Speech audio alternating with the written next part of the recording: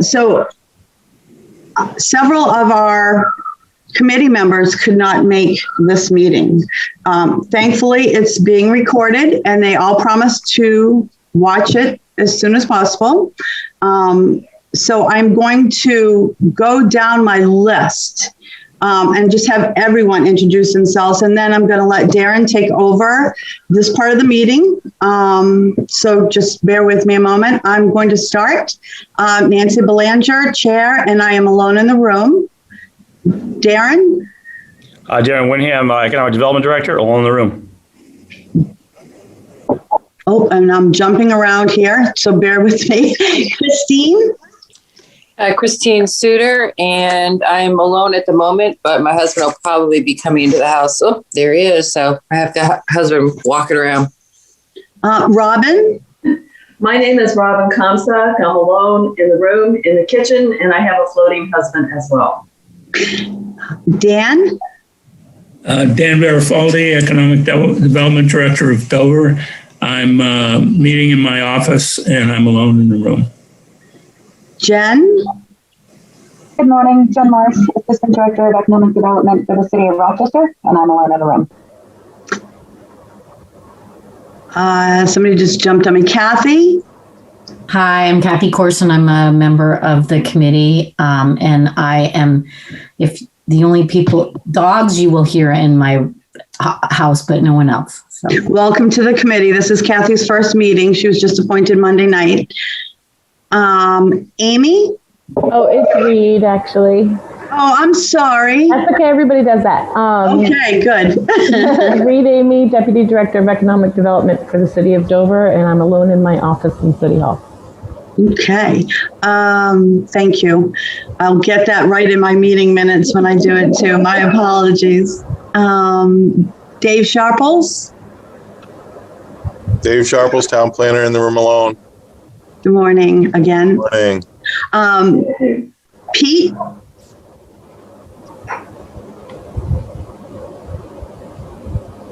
Pete Cameron, are you there? Good morning. Pete.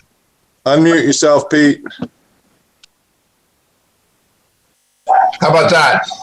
We can hear you now. Good. Pete Cameron, Planning Board Rep, alone in the room. The noise in the background is the morning news. Okay. Robert? Hi, I'm Rob Prine. I'm with the Rockingham Planning Commission, and I am alone in my office. Okay. Have I missed anyone? Because my list jumps around here.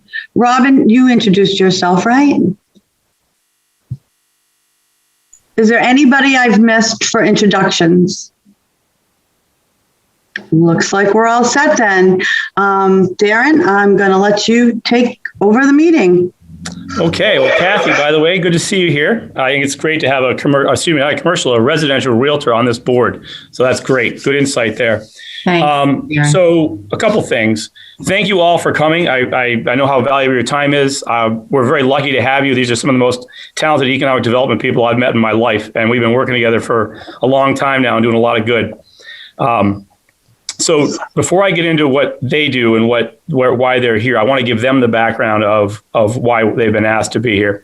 So our Housing Advisory Committee, to their credit, has realized, as we all do, that yes, of course, we understand there's a workforce crisis and workforce housing crisis on the Seacoast.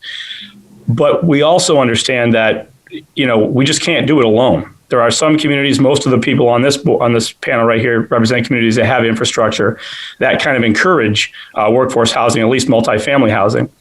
But a lot of communities just don't. They discourage it by not accepting infrastructure, by not changing zoning. We're talking about Stratham, we're talking about Northampton, et cetera. And so to this board's credit, their plan is to meet with different groups and different communities and try to create a coalition of Seacoast communities to try to get these communities on board and realize that their businesses are struggling just like ours are. And it can't be just that just a few communities will welcome a workforce housing. It'll never work unless we all sort of work together. So this board wants to, for lack of a better word, take its show on the road. So to that end, they started, I'm going to say 5 months ago or so, and they asked me if I could bring in some businesses. And I brought brought in some industrial businesses. I brought in restaurants and what have you. And we did a bunch of businesses, I think 3 meetings worth of businesses or Exeter businesses. And then last month we had some businesses from out of town. And the reason Nancy Carmer is not on this and wasn't invited because she was here last time. So they got to hear about Portsmouth's issues with workforce housing. So now the thought process is this month is going to be these economic developers from our surrounding communities.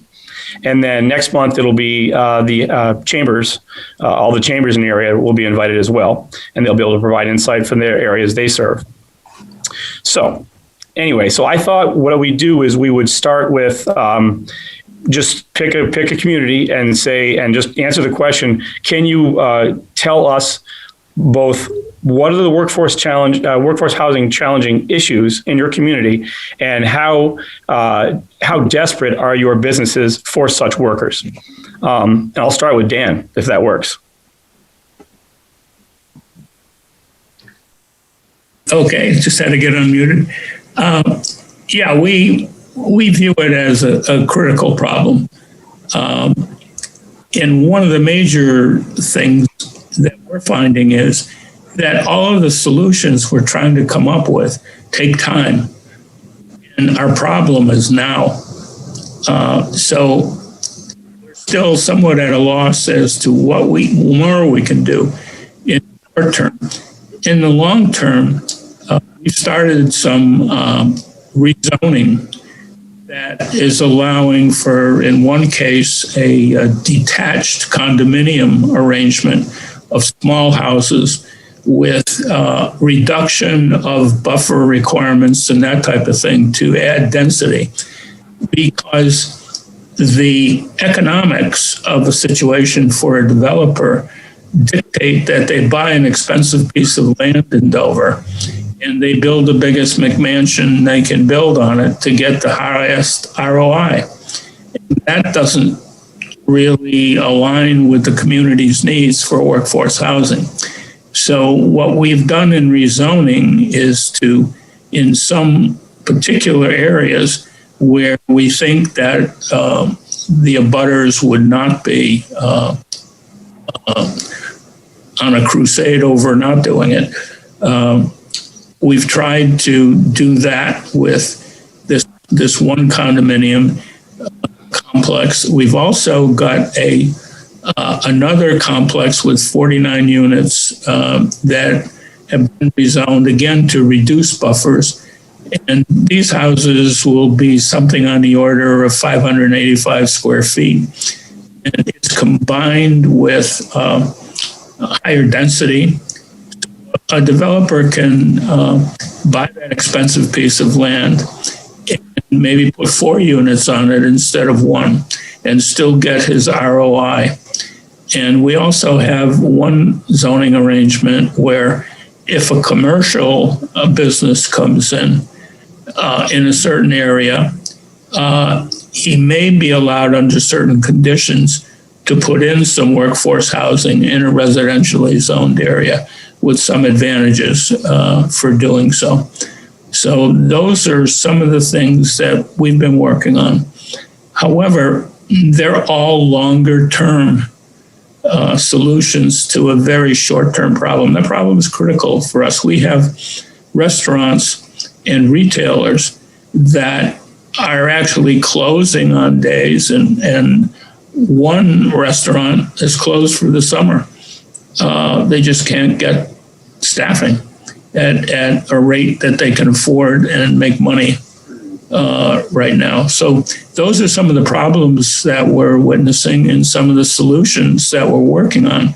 But as I said, the problem is now.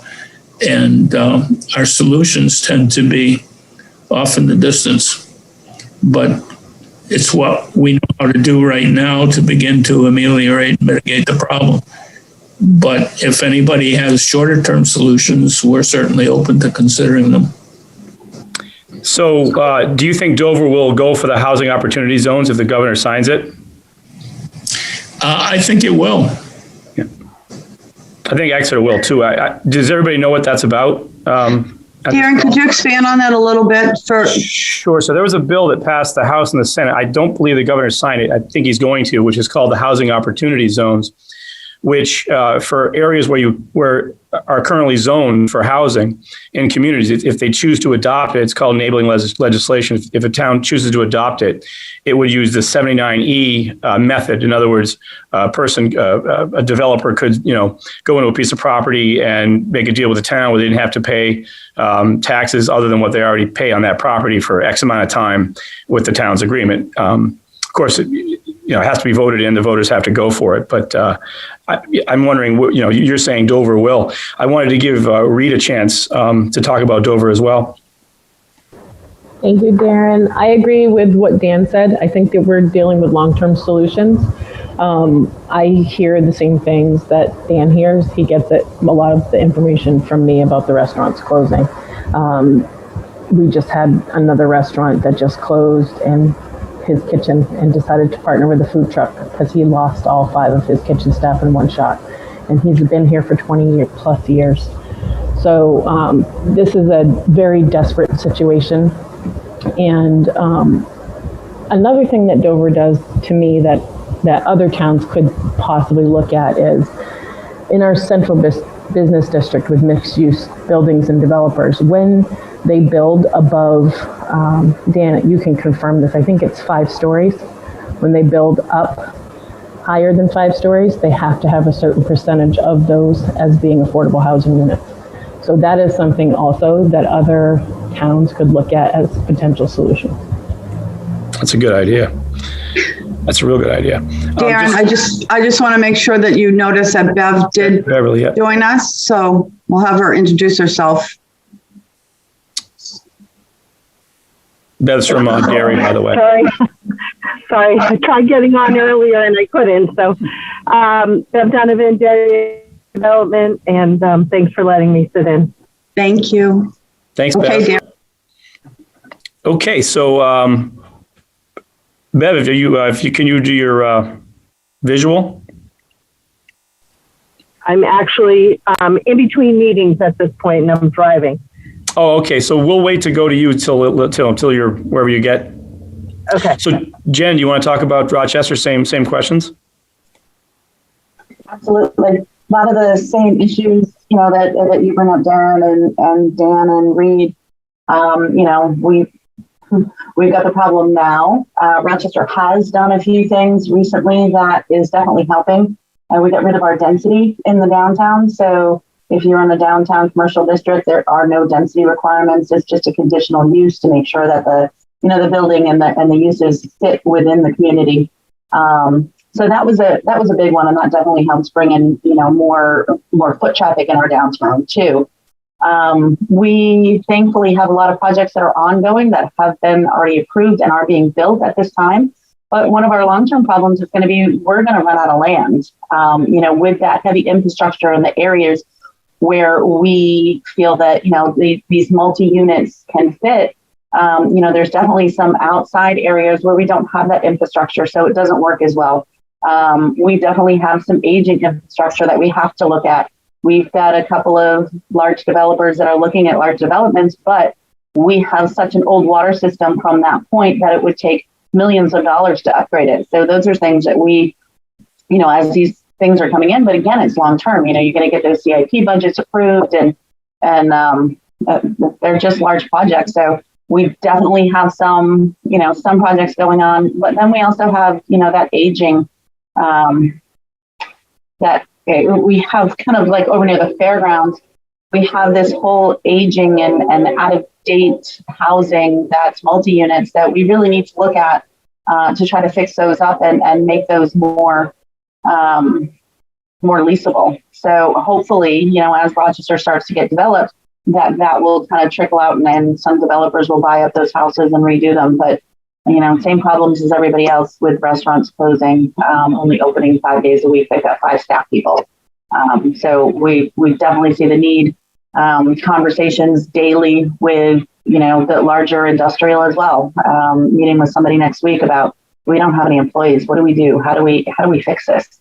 How do we bring people into New Hampshire that will take these jobs?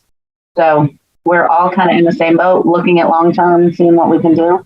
So yeah, no, thanks for setting this all up, Darren. It's good conversation. Well, I'm glad you mentioned that about the industrial, because I think what the message Concord's getting is retail and restaurants are suffering. They're not getting the message that the hospitals, that the manufacturers are suffering, and then it's a tremendous problem as well. And I would have thought it wouldn't be so much of a problem in Rochester compared to Exeter, because it seems like housing is less expensive. But you're saying it's the same problem, I guess. It's good quality housing, and especially the housing for some of the upper management and whatnot. They're out living in Dover and they're traveling 30 to 45 minutes. They don't have the housing stock that they want here in Rochester. So we've got to look at we got to look at the low income. We got to look at the executive housing. We got to look at all in between townhouses. So we see it everywhere, all across the board. Thank you. Christine, you want to jump in and talk about Durham? And one of the things I want to get to at some point is not just how this group can integrate with your communities and find a champion, which is what we're trying to do, but also talk about some of the difficulty. And I think, Christine, you experienced this, the difficulty with some of your boards and some of the prejudices against workforce housing. Yep. So Durham's really unique because it's a college town, and that's the business. The business is a college, and the business, the commercial is student housing. I mean, that's where the vast majority of the commercial dollars do come from. Now, if you remove the university from the town of Durham, what you would have would just be a bedroom community. But that bedroom community also has really, really attractive public school system that a lot of people really want to get into. So a lot of families want to live there, and they can't afford to. I mean, like everywhere in New Hampshire, we're watching the prices of houses just skyrocket. It's ridiculous. But as far as workforce housing, we don't have any. And the challenges are, this new housing opportunity zones. I hope, I'd love to see that come into play. But if you took that off the table, there's really no good incentives to develop workforce housing in the state at all, much less in any of our communities. It's just, if there was, here's the thing. Developers build if it makes sense to them, if it makes financial sense to them. And so seeing the very minimal amount of workforce housing being built, it isn't just because communities are going, we're afraid of it because we think it's something that it isn't. But it also doesn't make sense financially for developers. If they can't make money, why would they do it? Why would they go through a year of meetings with the community and everything else that they deal with if they're not going to make any money or any real money? And this is America, man. That's what we want. People want to make a buck. And it's as simple as that. So there's got to be a way for it to make sense to developers. And so that's another part of it too. The thing with Durham, what we struggle with, we have recently developed housing advisory subcommittee, and it's all about trying to come up with more affordable housing, more workforce housing. And everybody already knows the struggle, so I won't go through the whole the cost of building and all that stuff. But I would say one of the biggest things, it comes down to local zoning. It's so restrictive. And what I've learned, and I don't think it's just a Durham problem, but I'm sure Durham has made it extra challenging. But to make any kind of real changes in zoning is so difficult. It's so challenging. And I mean, it can be done, but it's the zoning, I think, is incredibly difficult. And making changes to that is tough as well. And but I think that's one of the biggest issues that most communities need to start with, is changing some of their zoning to make this happen. And I think the education part of it too. I've said this for years and years and years. They've always called it workforce housing, and that I don't think it's a terrible thing, but for some reason people have these fears. But it's professional housing, because these are all working professionals that live here, and I don't know, maybe a little bit of a little more education on that half. But I would say that, Durham, and they're just getting going with the Housing Advisory Committee. Our challenge is too, is that you can get a developer to come in and build student housing because they make money. So why would they come to Durham to build anything but student housing? If you can answer that question. Christine, can I just say, when you say that as a realtor, trying to sell a condominium that we have some in Exeter where there's workforce housing within that condominium association. And I got pushback from a client. She's like, oh, what's this workforce housing? And luckily I could answer properly. So she, saw the good in it and saw that, no, this is not Section 8 housing. But it's true. There's it's hard from a realtor point of view to even do that. So yeah, it's difficult. That's difficult. Sometimes I think it is as simple as just the name, right? Why not call it professional housing? I think they're calling it mid-market as well. That's one. I think they're trying to shift to that too. Yeah. Bev, are you someplace you can talk? So I'm driving, but I can still talk. Absolutely. So in Derry, we have kind of a weird situation. But Derry's housing stock is probably almost half and half rental versus ownership. So we carry the workforce housing for our immediate region. Some of the surrounding towns around us don't have any apartment style living or very little at all. So for us, it's more of a question of we still do need apartments, but we need them on the higher end. What we're finding that are starting to downsize, retire, are not finding the convenient apartment lifestyle that they're looking for here, and so they're leaving town. In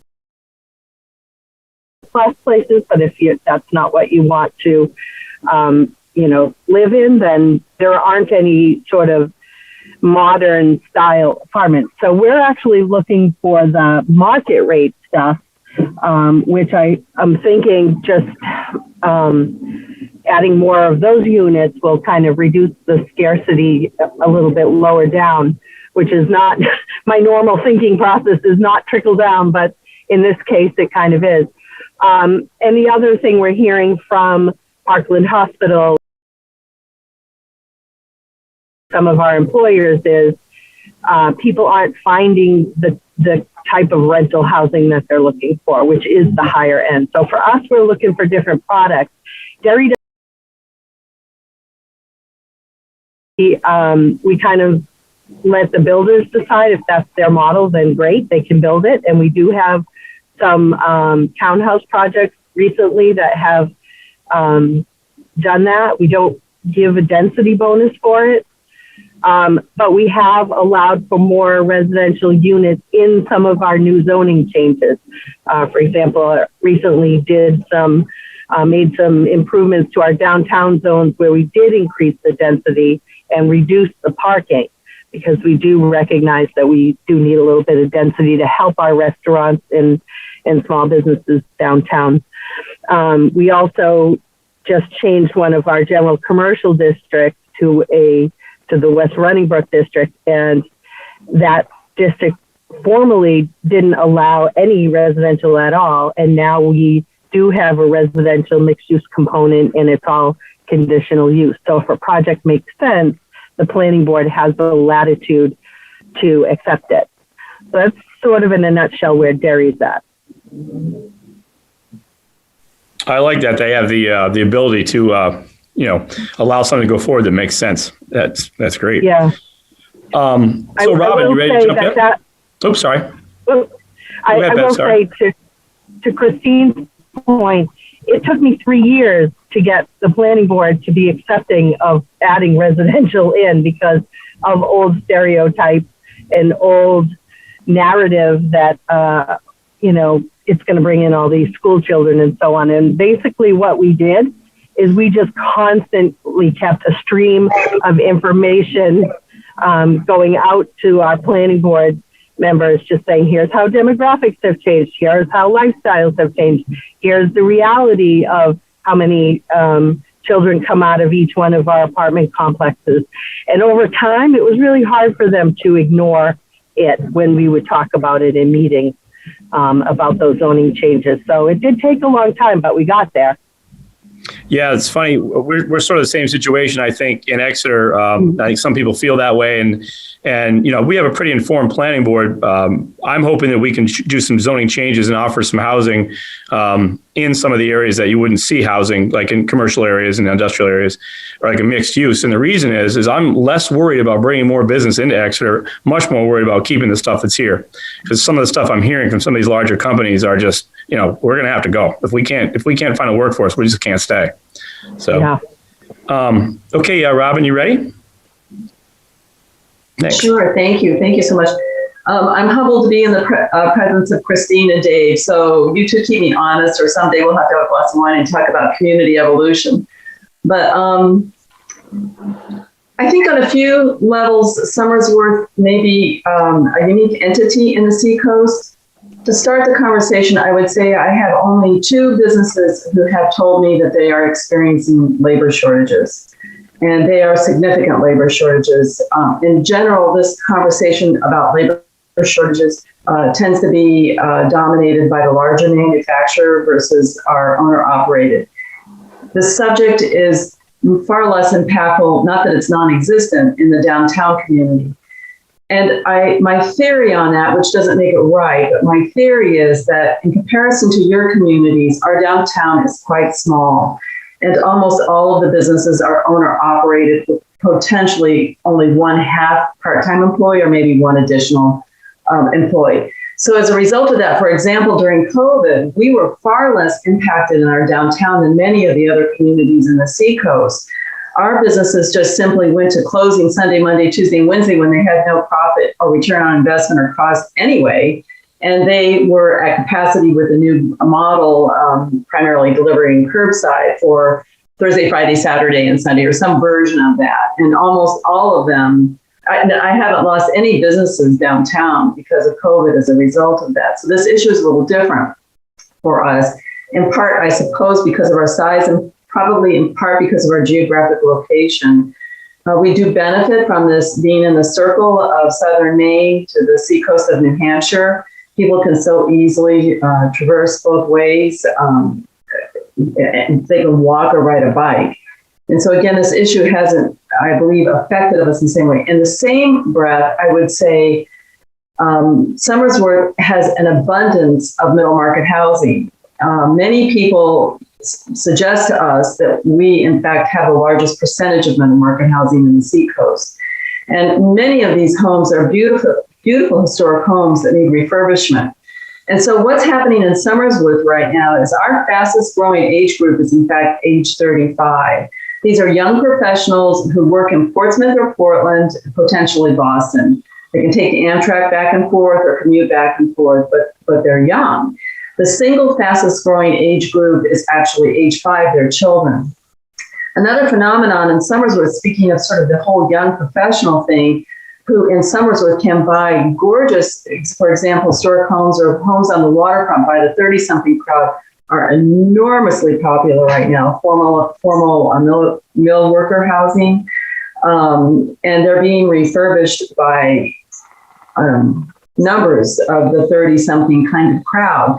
And part of that dynamic, too, is the 108 between Jen and all of you know, between Somersworth and Rochester, which we call the medical mile. And these are very rapidly growing medical professionals that are affiliated with Mass General as a huge part of our economy and our socioeconomic system, if you will. And these tend to be the startup professional doctors who are beginning their practices. They're kind of 35 or a little on the backside. and they want to live and work in the same community that their children are going to school in. So we have a great school system in Somersworth. These young medical professionals are putting their children in the public school system in Somersworth and then working on Route 108. And they have that circumference, that sense of community, versus only a few years ago when they would work and start up their medical professional careers in Portsmouth and transit that bridge. To tell you the truth, that bridge restructuring, in my opinion, had more of an economic impact than any other single factor because it made so many professionals want to stay on this side of the bridge versus transit to the other side of the bridge, which had been occurring in the past.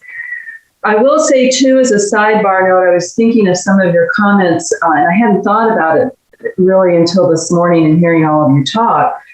For us, I would offer that in downtown, virtually, we have 4 major redevelopment refurbishment projects going on right now. Each one of those includes middle market housing. And the developers that I'm working with, and I'm not hearing any of you say this, so it's interesting to me, but the developers I work with work very closely with the New Hampshire Housing Finance Authority. We've, in fact, organized our RFP cycle so that they are in conjunction with loan application periods for New Hampshire Housing Finance Authority, because our developers are putting middle market housing within the context of their concepts. You've all read, for example, about the Exeter project, Eric Chimberg, and obviously he hasn't broken ground on that yet, and the purchase isn't even final, so anything could happen. But he too is talking, even in that, about adding middle market housing components. The whole plaza refurbishment project, every developer we've talked to is going straight up 3-4 floors and putting in middle market housing mixed with exclusive high-end housing, upper-end market housing. The old pizza parlor hair shop, Dave and Christine, you'll remember, across the street from City Hall on John Parsons, was just bought by a local Seacoast investor. He's going 4 stories up. He's mixing upper-end housing with middle market housing and commercial downstairs. The police department refurbishment, every concept I've seen is 3 stories up, going to middle market housing mixed with higher end housing as well.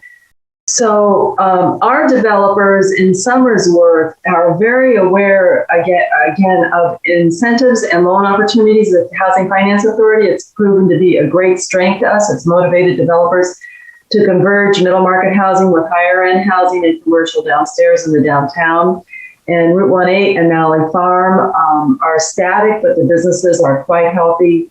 But again, 2 manufacturers have literally picked up the phone, only 2, but 2, picked up the phone to me and said, we're in crisis, we need a workforce. One of those was specifically because they produce sanitized materials. And so they were hit between the eyes with COVID, and they had a massive labor shortage almost immediately. But to tell you the truth, the job fairs that the state did satisfied that. The other that we all work with is General Lennon. They have an ongoing, and they have had for many years, a profound labor shortage. Kind of an interesting story, and Darren, you can tell these stories from Exeter, because I know you have employers, Lint, for example, who bus people in from Manchester. General Lennon buses people in from Lawrence, Massachusetts, and they have a bus in Lawrence, I believe it's at 5 o'clock in the morning, and they check their staff in at 7 o'clock in the morning at General Lennon and Somersworth. Is that ideal? No. Is it new? No. Could it be better? Probably. But for us, I think it's fair to say we feel we have an abundance of available middle market housing that is affordable for young professionals to refurbish and live in gorgeous quality homes. And that's why you're getting so much development, frankly. I tend to agree with you, Dan. Yeah. So when you were talking about the what your developers are putting up and they're going to the NHF Finance Authority, Housing Finance Authority, are they putting covenants on there with those that stay for in perpetuity? Is that part of the deal? I don't actually know all the details. I just point them to George and Ben Frost, but I will tell you in my memory, and maybe one of you knows better than me, if they build housing and they use a Housing Finance Authority loan, which the rates are incredibly low, it's virtually free money. I believe they have to have 50% of their, I just talked to George about this yesterday, 50% of their housing in their new development project has to be characterized as middle market housing. and meet the qualifications of the Housing Finance Authority defines. But I'll tell you, the 3 developers that all of us work with and all are building in each of our communities are passionate about the Housing Finance Authority loans and very connected to it and are using it. And so our projects, even the new ones, let alone the old ones, are in fact mixed. And as I say, Eric is a great example with Aclara. He wants to do, I call it luxury housing. He doesn't use that word, but let's say higher end housing. On the top floor of that mill, that view you can see to Hong Kong from up top on that mill. So he's going to do luxury housing on top, more consistent with some of his other models. But his entire project will be mixed with middle market housing and upper end housing as well, and commercial industrial. And again, the Plaza's doing it that way. John Parsons is doing it that way. A new house on High Street that's in the commercial zone of downtown is doing it that way. Are they doing that? They're doing it that way because they're getting money through that agency and it makes financial sense. They don't do that here because they just go straight market rate because they're going to get it. I mean, in Exeter, obviously, if there's a waiting list, just a waiting list for everything, and they'll pay top dollar for it. They don't have to mess around with any agency whatsoever. Just, and I think that's the way in a lot of the communities. So that's why you're seeing so much development in Somersworth, Rochester, and places where people can afford to live. Yeah, and again, I don't know many developers. I think a lot of them are self-invested and have their own funds, but most of them don't, and most of them are financing their projects. So however they do it, whether through a partnership with a bank or their own financial entity, they're probably financing their project. And for what? Yeah, they are. REDC does a lot of that. Yeah, exactly. And so what for the rates that they can get from the Housing Finance Authority, who's very anxious and very supportive of providing quite affordable loans to middle market housing concepts. They've got the system down. Like I say, so much so that we started doing our bid cycles consistent with their loan application cycles. So, Nancy, I do want to ask these guys before anybody goes, just how, would they help us find a champion, or would they be willing to work with this organization to try to, make some connections with their communities and ours, and hopefully their housing advisory commissions and what have you. But did you want to open it up for anybody here to ask anybody a question? Yes, I did. Because we've already lost Bev. We understood she was in between meetings. So, but that's an important question, Darren. So, anyone on the committee, Housing Advisory Committee, have any questions for any of our invited guests? Could you raise your hands, please? Mind you guys, I got him here. Well, he's raising his real hand. Oh, thank you, because I'm trying to see everything and take notes. It's not easy. So, Pete, go ahead. Mr. Cameron, I can't see you, so hold on. Unmute yourself, Pete.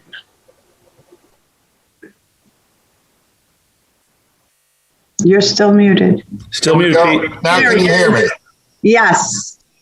It seems to me we're hearing a recurring theme, which we've been, at least since I've been on this committee, we've been aware of this theme. But what you're doing from the other communities is bringing it back to us again and again and again. And I think our planning board, at least here in Exeter, is very conscious of what these themes are. And Nancy, I know you're an alternate, and Kathy, you used to be on the planning board a number of years ago. It's good to see you again. It does seem to me that at least our planning board here, and Dave Sharples, bear me out, please. I think we're very conscious of the need, and to hear you all repeat the same things that we're hearing, it reinforces the need to. It's a near-term solution, or the need for a near-term solution. But again, I think our planning board, at least here in Exeter, is very much aware of all of these concerns. I agree. Thank you.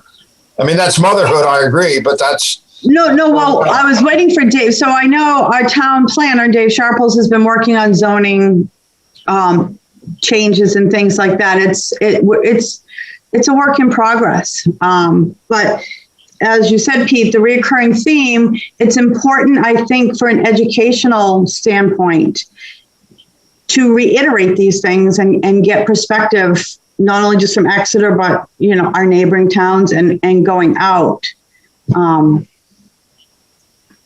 We're all in the same boat, I think, different levels maybe, but we all have the same issue, and we have to have housing for our businesses because we want to encourage businesses too. So Nancy, what is the plan in terms of getting with the other communities? What sort of vehicle are you thinking?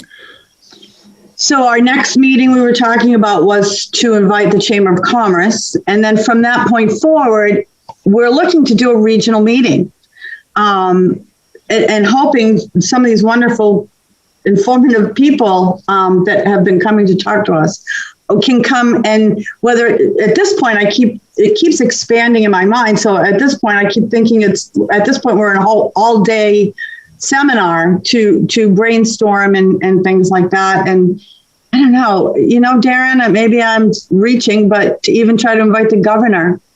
No, I don't think you're reaching at all. To attend. I think it's important.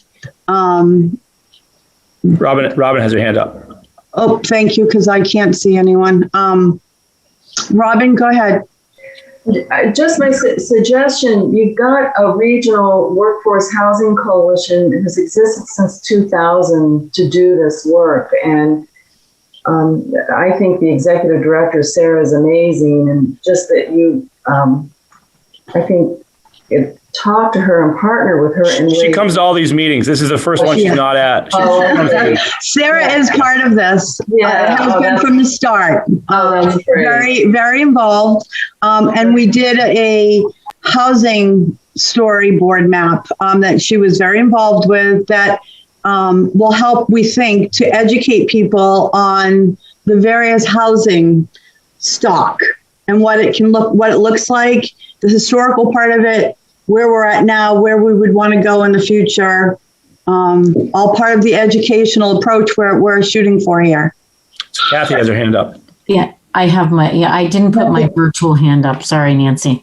I also think that you should invite the Seacoast Board of Realtors, whoever the president is right now, and Stratford Board, because obviously as realtors, we are concerned. I have to say, I'm sick of multiple offers and seeing what the, how competitive it is to buy a house in not just, the popular towns, but really towns like, Newton, New Hampshire. I had multiple offer situation there this week that I didn't have.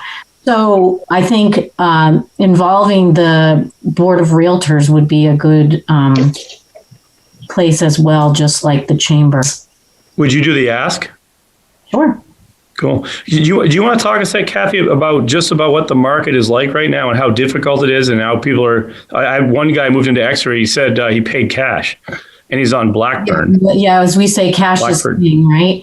It's been a very difficult. I've almost avoided having buyers, to be honest, because it is very difficult. As realtors, we're working very hard, writing multiple offers for people, and it's very frustrating. If you are, let's say, a rural development, I don't know. You probably know what a rural development loan is, which is 100% financing. It's helping those people that have that are looking for someplace affordable to live. I haven't seen somebody win a multiple offer situation that had a rural development loan or even an FHA loan. You are seeing people from out of state right now. I have somebody from Israel. I have somebody from Houston. I've talked to realtors that have somebody from Iraq who are moving into our area.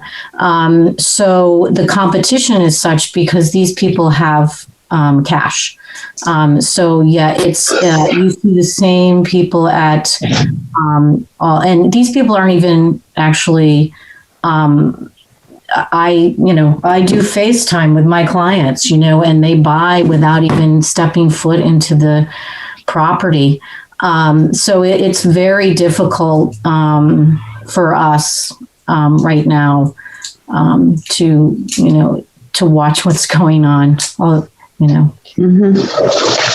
will say the one market that isn't that competitive is the 55 plus. Market.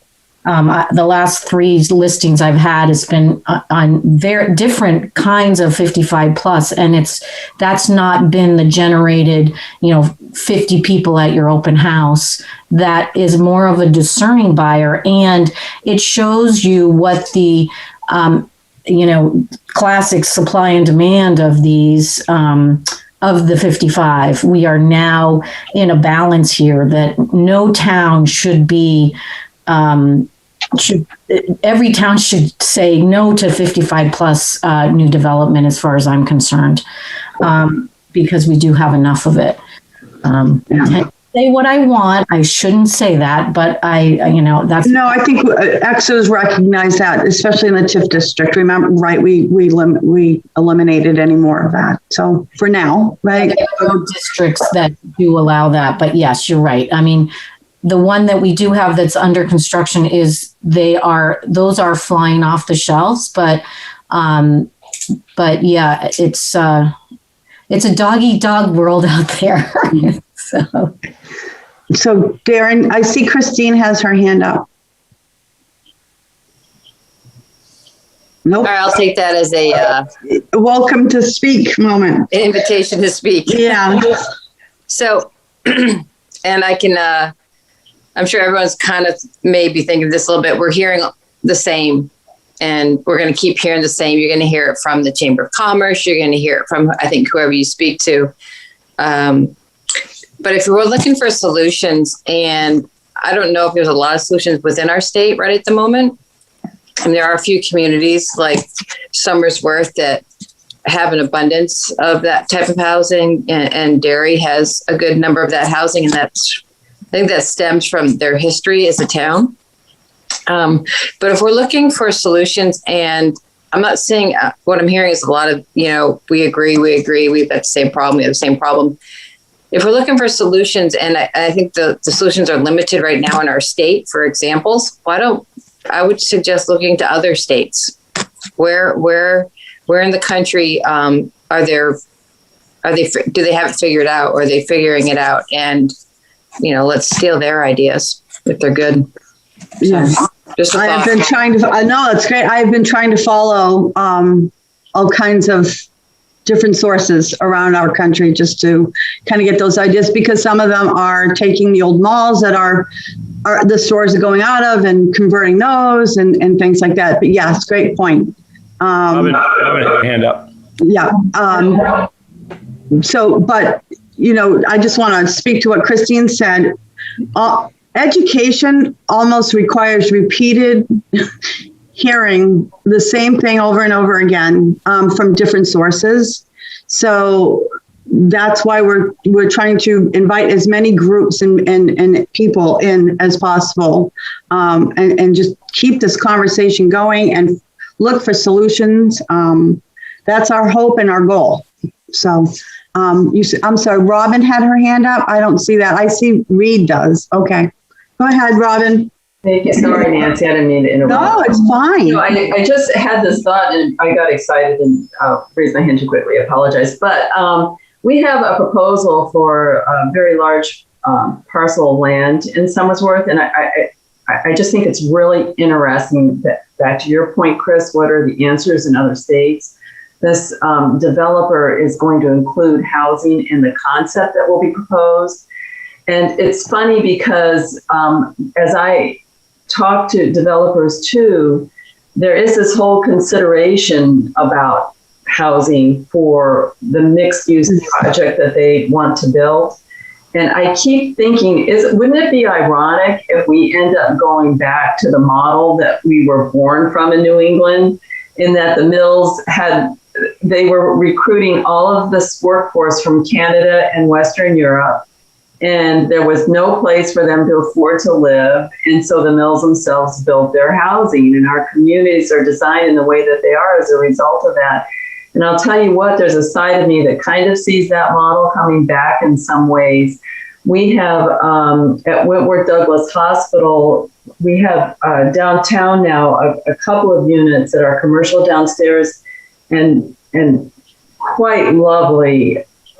I wouldn't use the word exclusive, but almost residential housing upstairs. And so they have built it in that manner to house those medical professionals who are migrating from hospital to hospital, which is more consistent with the model used today versus a stationary staff that fills the complete team. I just keep wondering how many employers will, in fact, the hotel started this years ago, as early as 2000, reserving hotel space and throughout the seacoast all the way up to Conway. The Portsmouth hoteliers were putting buses in queue all the way through the seacoast of Maine and New Hampshire for their workforce. And I just can't help but wonder if that's not going to be one of the models we say where employers will in fact be building and or purchasing workforce housing for the workforce. Yeah, so Robin, that's where our storyboard map that we're hoping to get out there shows. It shows Exeter and different areas of Exeter and about mill housing and how certain neighborhoods were built with that in mind, with workforce housing or middle, whatever housing in mind. And it will hopefully inspire some people to come up with some ideas. And yeah, that I agree with you. I think that's where we're heading or hoping. And just to belabor the point, excuse me, Darren, but just to belabor the point for a second, because I come from a military town, an island. I'm born and raised 3 generations on an island off of San Diego that is a Navy base. And when I grew up, and my parents grew up, and my grandparents grew up, half of the housing was in fact built by the Navy for Navy personnel in World War II. And you see that even throughout, especially the West Coast, where there's so much military activity. If there's an aggressive military need, then that Navy is actually building houses. Right now, the military provides their employees checks to integrate them better into communities more largely. But we've got a lot of examples in this country of doing just that. And I just think out loud with you and wonder where if that model will become more popular as this shortage continues. Robin, I heard about that island. I don't think that was a military base, though. That's funny. It is a huge Navy base, Chris. Chris was a prison. No. Oh, you're thinking San Francisco. I know she was going with that. San Diego. So Reed, I think, is next. She's been patient. Yeah, Reed has her hand up. Thank you. Robin, I agree with you, by the way. I believe that is going to be actually the next incentive that businesses are going to use to attract talented workers. I think they're going to have to incentivize these young workers with housing. I don't think they have an option if they want to attract talent. So the thing that I wanted to bring up, and I don't know how popular this is going to be, but Christine, you mentioned other states and what they're doing. North Carolina is doing funding via bond elections. I don't know how popular this would be here, but North Carolina approved a $10 million bond to help build more than 700 affordable homes and apartments. That was something that they had done to immediately remedy the situation. Portland, Oregon also approved a $652.8 million bond, which produced more than 3,900 homes that were affordable to households that made more than 80% or less of the region's median income for their family size. That was also an immediate response to fix some of the issues that they were having with affordable housing. Yeah, Reed, I don't think there's going to be one solution. It's going to take probably several. And you in Dover have a recent example of a business owner providing housing. Yes. He actually started building that for his employees at first. He came to speak to us. Yeah, he saw a need, and he and his wife just decided that it was a issue in the area with young people. So young professionals. So they decided to build all of those tiny little homes, those little cottages, and create a little environment. And the thing about Dover is they are wonderful. Our planning board is wonderful about listening to projects like that and saying, okay, this could work. Yeah, I was excited about that. Thank you. And I see Christine has her hand up. Yeah, I'll be serious this time. Instead of teasing Robin about growing up in a prison. So yeah, in all seriousness, I actually saw a development proposal that did include everything. It was the businesses, the manufacturing, and the housing. It was all one big giant development that had housing included that would be for the workforce, plus shopping opportunities and everything else. So it'd be kind of like a mini community. So I definitely think that's where it's going. Of course, developments like that are going to need enough land to develop on, but that certainly is something that's happening out there. We had originally seen those Avalon type, used to be where I used to live down in Georgia. There's down in Massachusetts now. But that's really, it's more of living and, it's apartments and shopping. But the next step that I'm seeing, again, if there's enough land, is they build the facilities for the businesses. Let's say it's like biomed, and then they've got the apartments, and then they also have the restaurants and the shopping there as well. So, and I know personally, wouldn't that be great not to have to get out and drive, just be able to walk to work.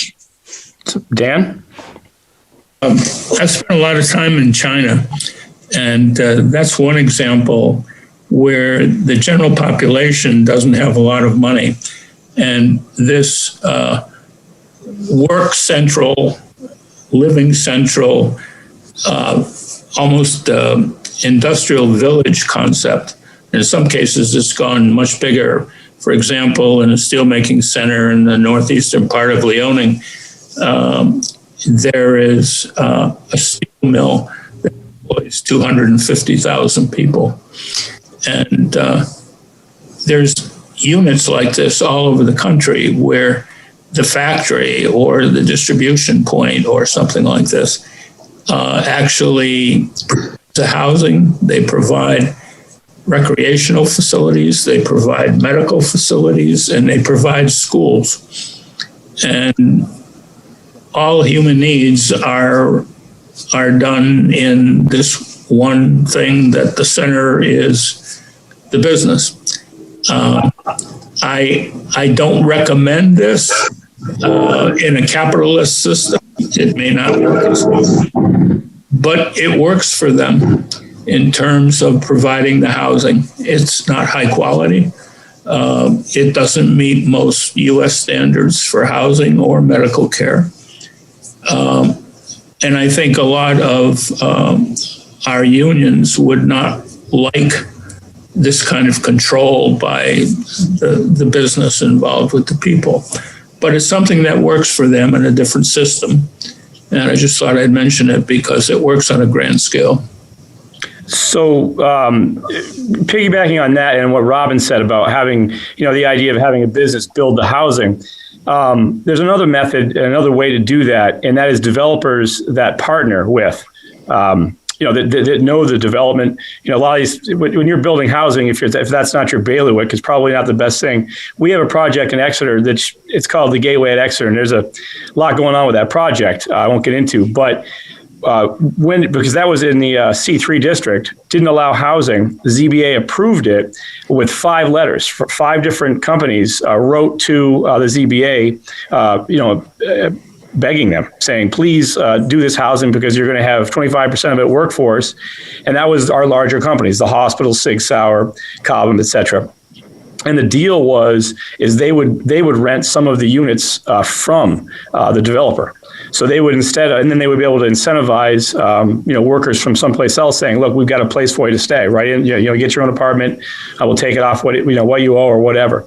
But that's something I think would be probably more likely to happen than a company, just building its own housing.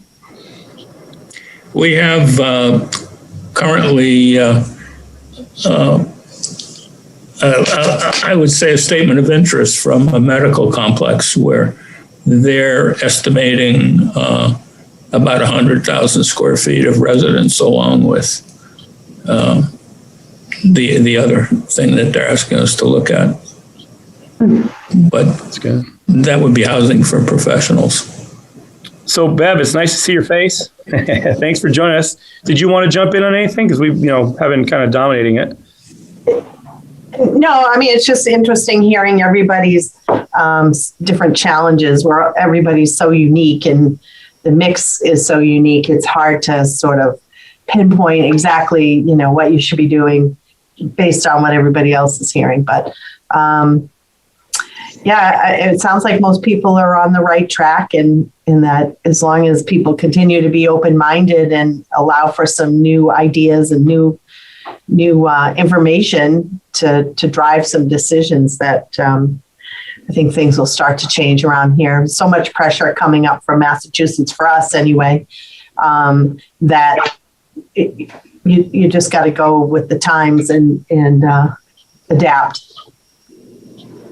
So let me ask you guys one question. If we were to pull this together, if Nancy and the rest of the HAC can pull together a meeting, say several months' time, HAC is Housing Advisory Committee. Housing Advisory. Would you guys be willing to come and possibly bring a couple members of your community and maybe even a legislator?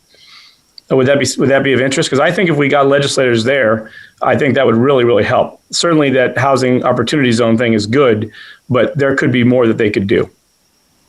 And something like this would be a catalyst. And I don't think I think the governor would come. I'm very sure Taylor Caswell would come, Commissioner Caswell. I think he'd attend something like this. But that's my question for Reed and Dan and Jen and you guys. Would you be interested in doing that? Because we're going to do the same, we're going to ask Stratham the same thing, Northampton, et cetera. But with you folks and the juice you carry, I thought that might be a good ask. Whatever you need, Darren. Great. I want to be cognizant of your time. You guys have been here an hour. I don't know if you guys have anything else you want to add or anybody who has questions for you. What do you think, Nancy? I think we're all set. I'm not seeing any hands raised. So I just want to, again, thank you all for taking the time this morning to come and have this conversation. The Housing Advisory Committee really in Exeter believes that it's important not only to Exeter, but our region. And we want to continue this conversation and try to work together to find solutions that will help. I don't think there's going to be just one solution. I think there'll be several, and they'll be adapted community to community. But again, I want to thank you, really, all of you for coming. And Darren, too, for doing all this work with us. We appreciate that, too. Well, I thank you guys so much. And I get to see you guys every week. It's been a pleasure to work with you guys. So thanks to the HAC. I know HAC and say HAC. And then thanks to all you guys. Appreciate it. Thanks. Take care. Have a good weekend. Thanks. Okay, committee. Who do we have left? So unfortunately, Sarah couldn't make it today. Lindsay couldn't make it today. This morning, early, I had an email from the select board rep from Lovey that she couldn't make it this morning. So does anyone have anything on your mind that you want to talk about? I think having those three people not here today is kind of limiting to, we're not going to talk about meeting minutes from the last meetings. I am concerned because our next meeting is July 9th, and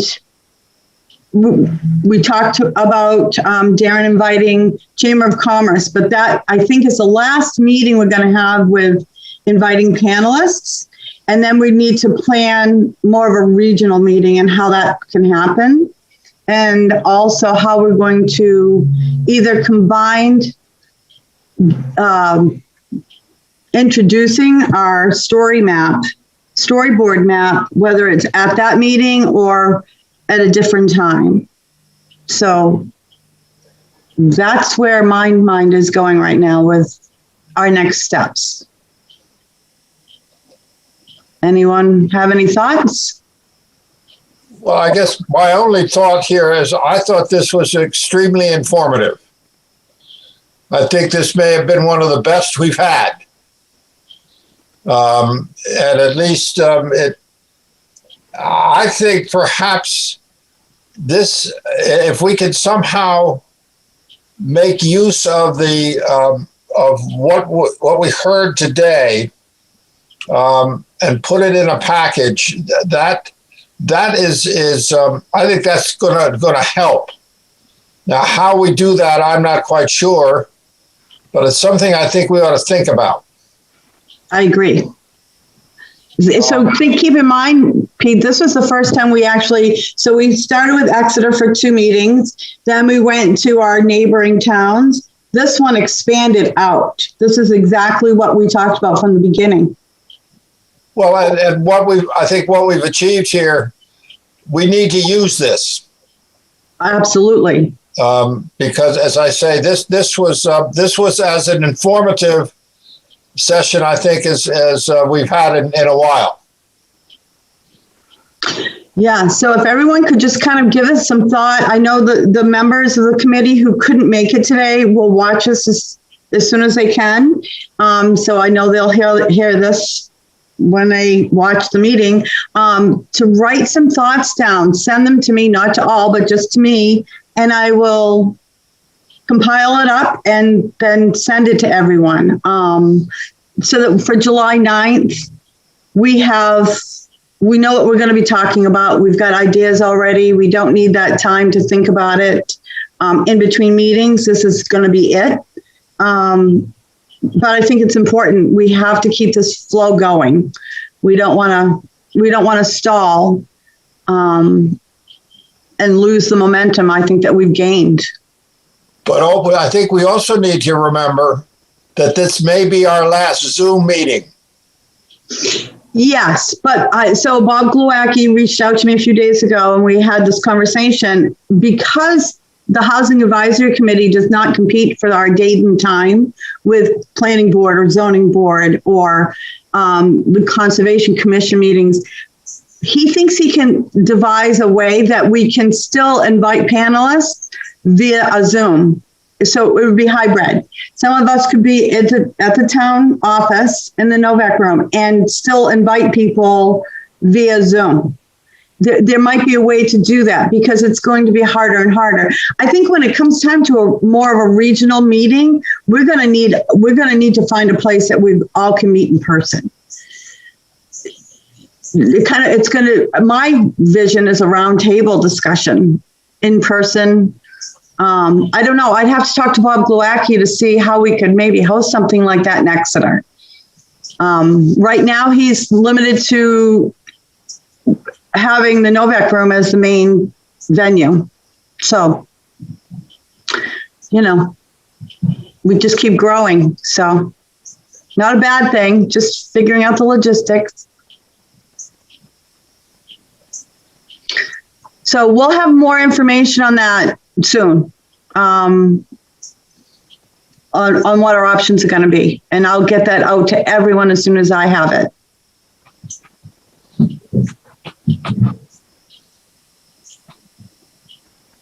Okay, anybody else? Dave, can I ask you a question? Yeah, you got to unmute yourself. Not for today, but I know in Concord, the legislation part of things is tying up soon. So we'll need to probably do an update between you and Sarah at some point, or maybe even invite Julie Gilman, our select board member and state representative, to a future meeting, just so we're not losing sight of what's happening in that area. Yeah, I think Sarah would be a great resource. Yeah. I just want to make sure. Yeah. Yes. I just wanted your thoughts on, just kind of if you had anything to add or anything on where we're going with that, but that's good. Thank you. Yeah. Okay. Mr. Prime.